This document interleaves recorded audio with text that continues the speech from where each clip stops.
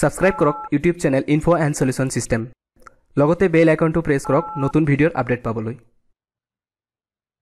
good morning বন্ধুসকল মই ইফতিকাৰ আৰু আপোনালোকে চাই আছে আপোনাৰ YouTube channel info and solution system বন্ধুসকল মই আজি আপোনালোকৰ সন্মুখত আলোচনা কৰিবলৈ ওলাইছো কোৰ্স 508 তো এইটো অসমীয়া লৈ অনুবাদ কৰা কমপ্লিট হৈছে তো এইভাবে মই আপোনালোকৰ সন্মুখত লৈ আহিলো তো এসাইনমেন্টৰ মাধ্যমলৈ যোৱাৰ আগতে মই কিছুমান কথা আপোনালোকক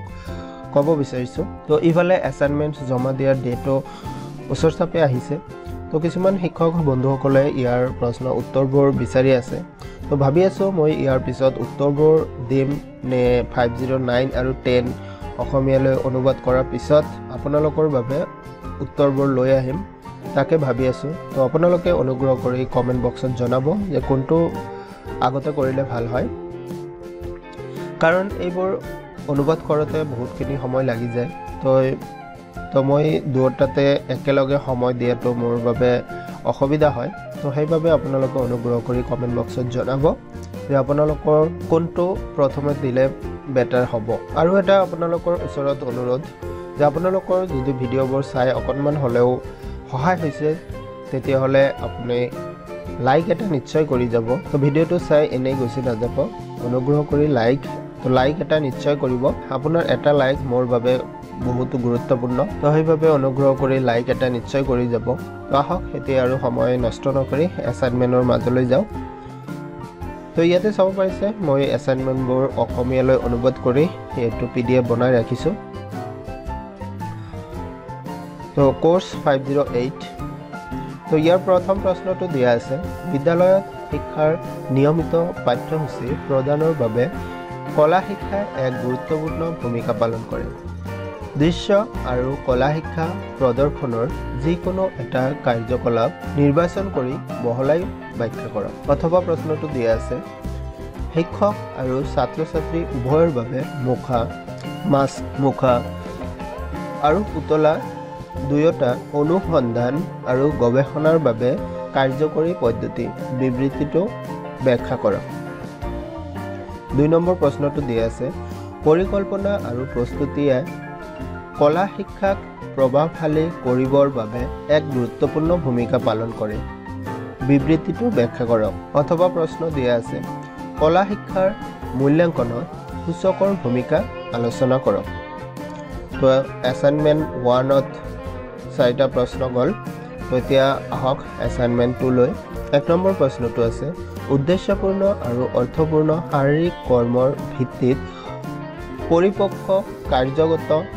শিক্ষাৰ ধাৰণা ব্যাখ্যা কৰক অথবা প্ৰশ্নটো দিয়া আছে ষষ্ঠ শ্ৰেণীৰ কাৰ্য শিক্ষাৰ লগত সম্বন্ধিত যিকোনো এটি ক্ৰিয়াকলাপ বাছনি কৰি স্পষ্ট কৰক যে ইয়াৰ দ্বাৰা গণিত ভাষা বিজ্ঞান আৰু সমাজ বিজ্ঞানক কেনেদৰে একত্ৰিত কৰিব পৰা যাব লিখক তো 2 নম্বৰ প্ৰশ্নটো দিয়া আছে তলৰ বিবৃতিটো ব্যাখ্যা কৰক ছাত্ৰ-ছাত্ৰীৰ কৰ্ম শিক্ষা কাৰ্যক্ৰমৰ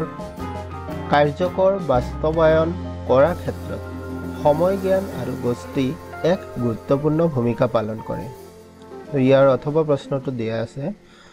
মূল্যায়নৰ যিকোনো দুটা সঁজুলি ব্যৱহাৰ কৰি সপ্তম শ্ৰেণীৰ শিক্ষা সম্বন্ধিত যিকোনো এটা ক্ৰিয়াকলাপক কেনেদৰে মূল্যায়ন কৰিব পাৰি বৰ্ণনা কৰক তো এসাইনমেন্ট 3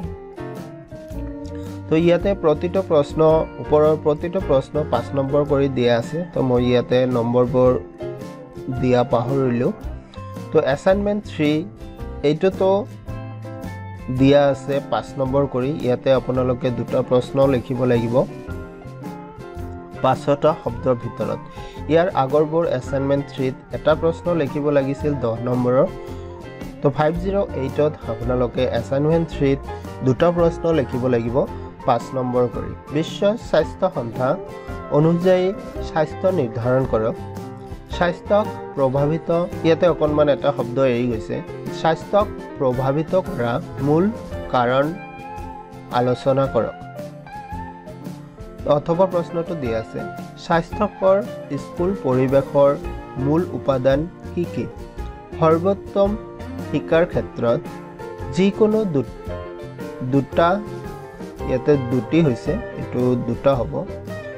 যিকোনো দুটা উপাদান আৰু তাৰ প্ৰসংগিকতা লৈ সংক্ষিপ্তভাৱে আলোচনা কৰক তো 2 নম্বৰ প্ৰশ্নটো দিয়া আছে ফাৰ্ষ্ট এইড নীতি কি শিশুক ইয়াতে শিশুকে হৈছে শিশুক ৰক্তপাত আৰু অজ্ঞানতাৰ ক্ষেত্ৰত প্ৰথম সহায়তা অৰ্থাৎ ফাৰ্ষ্ট এইড বিষয়ে সংক্ষিপ্ত আলোচনা কৰক ইয়াৰ অথবা প্ৰশ্নটো দিয়া আছে শাৰীৰিক শিক্ষা পাঠ পৰিকল্পনা নীতি ব্যাখ্যা কৰা তো এটো হল আমাৰ অ্যাসাইনমেন্ট 3 প্ৰশ্ন কেইটা তো ভিডিওটো যদি ভাল লাগে তেতিয়াহলে লাইক এটা নিশ্চয় কৰিব তো নতুন বন্ধুসকলক ক'ব বিচাৰিছো আপোনালোকে যদি সাবস্ক্ৰাইব কৰা নাই তেতিয়াহলে চেনেলটো সাবস্ক্ৰাইব কৰি ল'ব কাৰণ মই NIOS সম্বন্ধীয় এই ধৰণৰ আৰু বহুত ভিডিও আপোনালোকৰ বাবে লৈ আহিম লগতে বেল আইকনটো প্ৰেছ কৰিব যাতে নতুন ভিডিও অহাৰ লগে লগে আপোনালোকে নটিফিকেশনটো পায় তো আকৌ এবাৰ ক'ব বিচাৰিছো আপোনালোকে কমেন্ট বক্সত কমেন্ট কৰি জনাব আপোনালোকক উত্তৰটো আগতে দিম নে ইয়াৰ আকৌ এবাৰ কৈছো অনুগ্ৰহ কৰি আপোনালোকে কমেন্ট বক্সত জনাব তো 509 আৰু 5010 অসমীয়াত আগতে দিম নে উত্তৰবোৰ মই আগতে দিম সেইটো মোক কমেন্ট বক্সত জনাব বুলি ৰাখিলো তো আজিৰ ভিডিওত এইখিনিয়ে লগ পাম পৰৱৰ্তী ভিডিওৰ সৈতে ধন্যবাদ